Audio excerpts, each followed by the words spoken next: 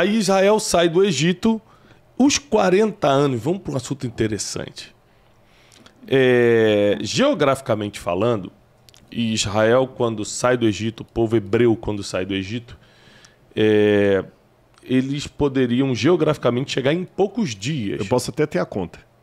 Se fosse um grupo pequeno, 17 dias de caminhada. 17 dias se fosse um grupo pequeno. Pequeno. Como eu estou falando de um grupo de milhares e milhares de pessoas, alguns colocam milhões, a gente pode tratar sobre isso depois, a gente pode, pelo menos, aí dobrar ou triplicar isso aí, levando em consideração que tinha mulheres, crianças, animais. Então vamos colocar algo pouco mais de um mês. Então vamos botar 40 dias, porque me parece... Um número muito razoável para os 40 anos. Exatamente, me parece uma simbologia interessante. Até eu falo assim, 40 dias para espiar a terra, cada dia por um ano eu te dei. Só que, pessoal, eles não ficaram 40 dias, que era o que geograficamente levava. Eles levaram 40 anos. Ficaram literalmente andando em círculos ali na Península do Sinai. Durante 40 anos. Até morrer toda aquela galera. Exatamente. Vamos lá.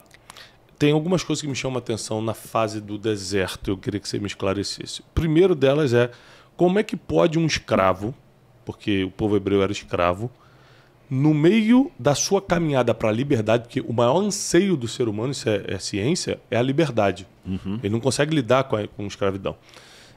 Liberdade, e alguns chamam também de felicidade, mas a liberdade ainda é mais forte do que a felicidade. A busca, o anseio do ser humano. Como é que pode o ser humano ter ficado anos sendo escravo, ele está agora na busca da liberdade, no caminho da liberdade, parar, suspirar e falar que saudade das cebolas do Egito. Ou seja, que saudade daquela comidinha. Era ruim, mas era certa. O ser humano, ele realmente acostuma com a escravidão, é mentalidade baixa, é algo espiritual. Ao que se atribui essa murmuração sem fim do povo hebreu no deserto? Eu acho que pode ser É coisa do ser humano ou é coisa de hebreu? É de ser humano. E é um cômputo de tudo que você falou. É espiritual, é crença limitante, uma série de coisas. Lembram daquele Papillon, o homem que fugiu do inferno? Uma história real. Já houve um filme, um remake, um segundo filme aí do Papillon.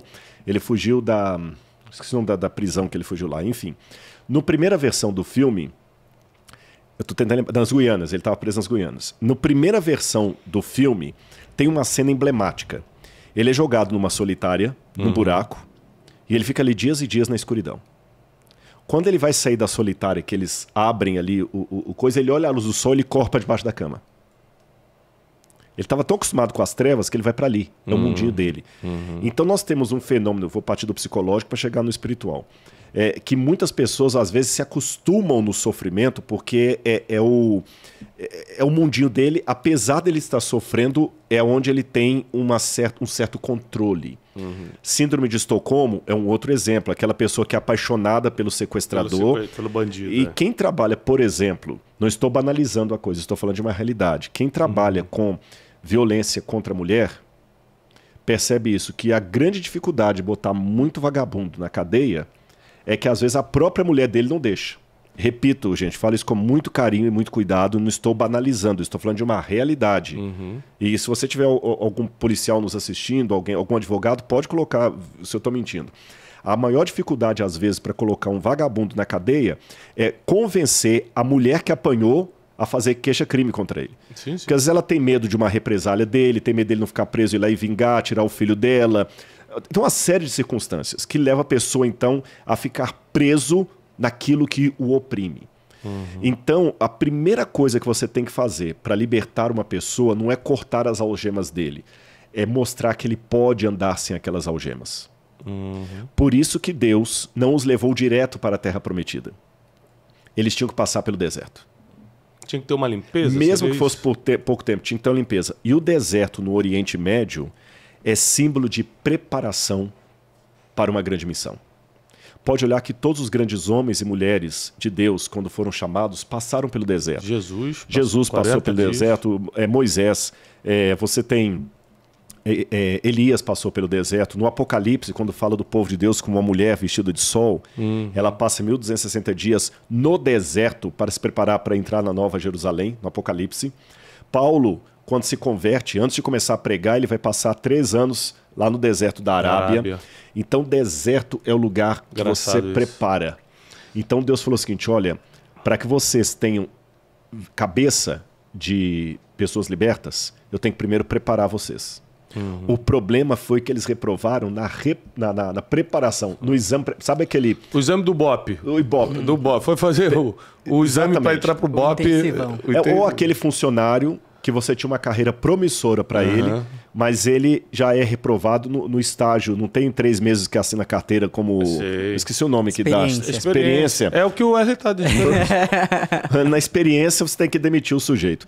Então, esse foi o problema dele. Eles saíram do Egito, repito, mas o Egito não saiu. Então, a gente tem que vencer. E partindo para a realidade hoje, perguntar assim: eu estou pedindo a Deus a liberdade, mas eu quero o preço de ser livre. É aí que eu termino a minha resposta com essa informação importante. Ser muito livre também envolve em compromisso, responsabilidade e dádiva. Não, ser livre é mais difícil. É mais difícil. Porque você que vai ter que escolher, ninguém vai escolher por você. Você que vai ter que correr atrás da comida, ninguém vai botar comida para você. Ser livre só não apanha. O escravo apanha. Por que Deus perguntou ao cego: que queres que eu te faça? Pode parecer a pergunta mais imbecil, mais óbvia que alguém fala. Você tá entendendo? Eu tô aqui, eu quero lavar o meu carro. Aí você chega lá: o que você quer? Um sanduíche. Quero que lave meu carro. Por que Jesus fez essa pergunta tão óbvia? O cego estava lá pedindo esmola. Todo mundo dava esmola para ele, tadinho, por causa da cegueira dele. Quer dinheiro ou quer a cura, né? Agora, no dia seguinte, ele estava enxergando, mas ele não tinha mais como pedir esmola. Ele tinha que agora arrumar o ganha-pão dele. Então, você não pode apenas almejar a liberdade. No deserto tinha maná, na terra prometida tinha que plantar e colher. Tinha que plantar e colher. Então eu estou preparando você. Daqui a pouquinho, igual andar de bicicleta, agora está com rodinha, daqui a pouquinho vai ser sem rodinha. Autoescola. Eu tô aqui do seu lado, mas daqui a pouquinho eu vou sair e você vai dirigir o carro sozinho. Na Marginal Pinheiros. Essa questão de preferir a escravidão é impressionante. Primeiro você não tem que pensar, você não tem que correr atrás de nada. Tem até uma história real, né? Que o cara não estava mais aguentando a esposa dele e foi para a porta da delegacia. Tu soube dessa, Wesley? Não. Soube não? O cara não estava mais aguentando a mulher dele. Que casamento, né, para alguns é complicado. Aí o cara não estava aguentando mais, foi para a porta da delegacia e começou a quebrar as viaturas. Começou a dar paulada nas viaturas para quebrar as viaturas para ser preso. E aí os policiais tiveram que prender, porque o cara danificou. E falou: o que houve? Ele falou: moço, eu não sou bandido, não sou nada, eu só não aguento mais minha mulher, eu quero ser preso, eu quero ficar na cadeia. E aí passou por julgamento e deram 10 anos de prisão domiciliar pra ele.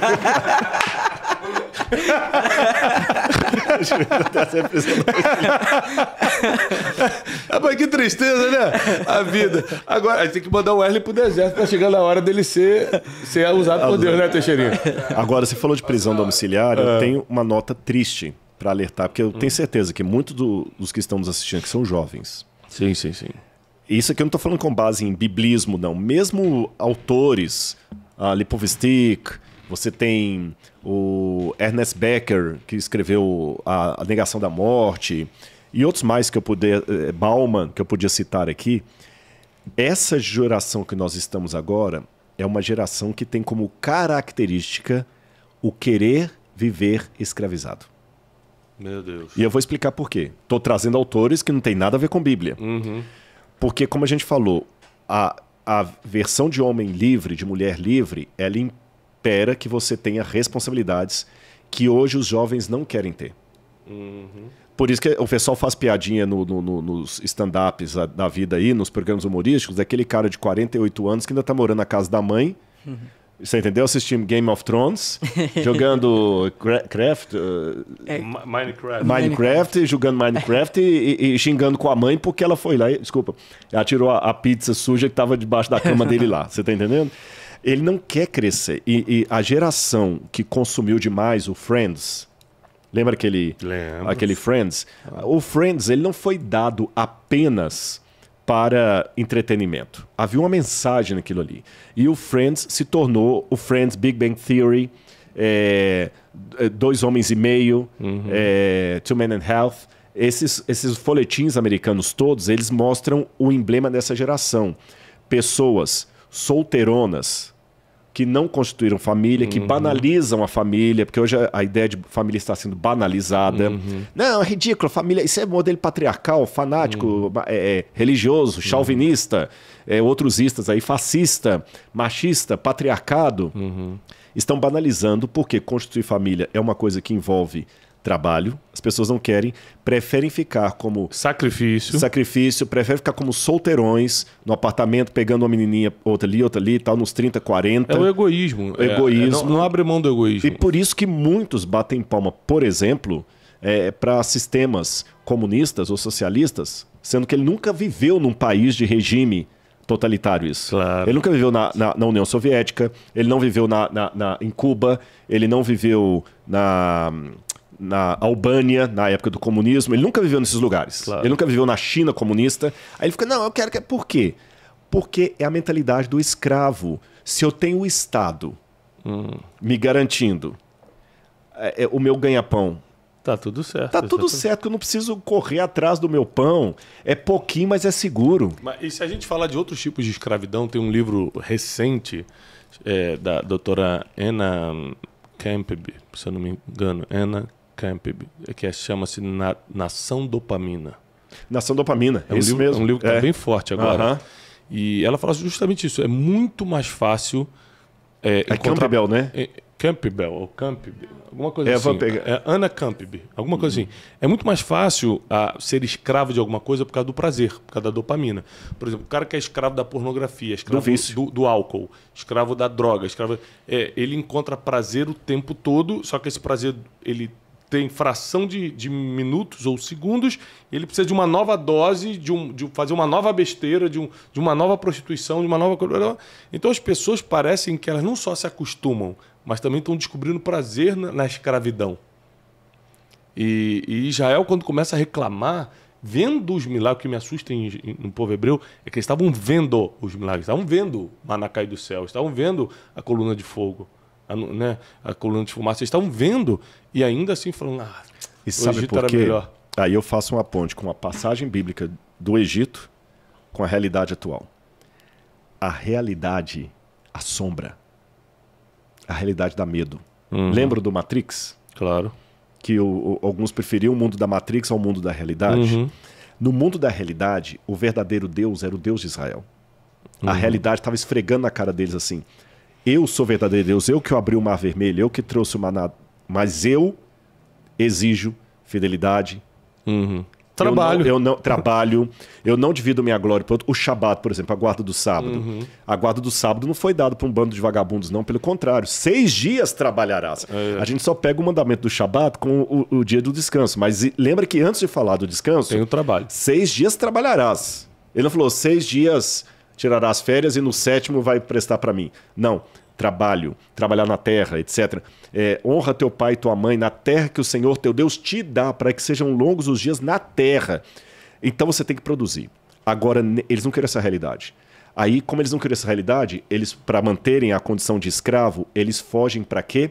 Fogem para o mito, para o virtual. E o que foi o virtual? Trouxeram do Egito uma cópia do touro Apis, em forma de um bezerro, e adoraram o bezerro, falando, veja Israel, quem te tirou do Egito. Adoraram o bezerro. Hoje, fazendo o paralelo, estamos na mesma coisa. O mundo hoje, ele não quer a realidade de Deus. Ele quer... isso o Ernest Becker, que eu falei com vocês, da negação da morte, ele trata muito bem. Nós criamos hoje o romance apocalíptico. A relação matrimonial ela é bem diferente do romance do filmezinho de sessão da tarde.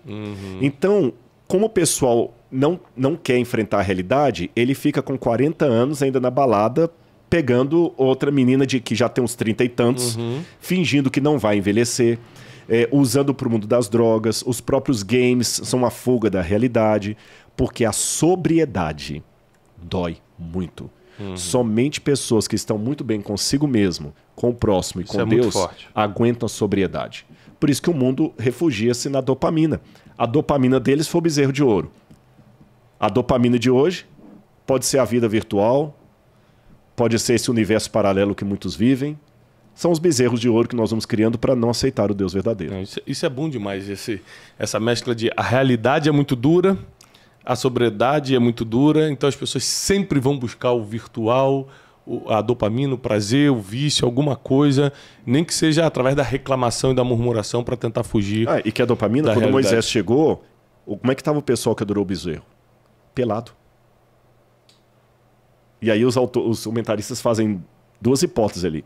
Ou eles estavam nus porque ficaram com vergonha, ou eles estavam nus porque a orgia foi chegando a tal momento da música, todo mundo dançando ali, que no frenesi o pessoal começou a tirar a roupa. Que acontece em muitos festivais. Rituais, muitos rituais pagãos. O interessante é o seguinte, quando o povo chega próximo a entrar, Deus leva Moisés, não deixa Moisés entrar. E quem assume o governo ali é Josué. E começa uma estruturação de uma nação.